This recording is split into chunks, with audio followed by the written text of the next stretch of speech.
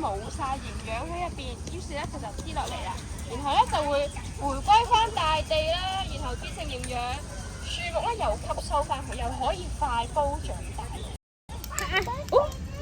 哇！有冇聽到啲乜嘢聲啊？拍，你幫我拍住呢個假鼻色㗎嘛？哇，係咯，不過你小心啲啊！老師好似太大。哇！強壯，拍到㗎，拍到喎，成功。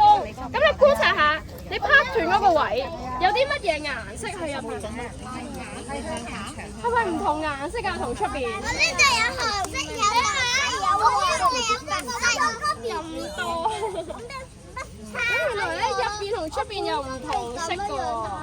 咁入邊咧可能水分會多啲啊，咁就會儲存咗好多碳喺入邊啊。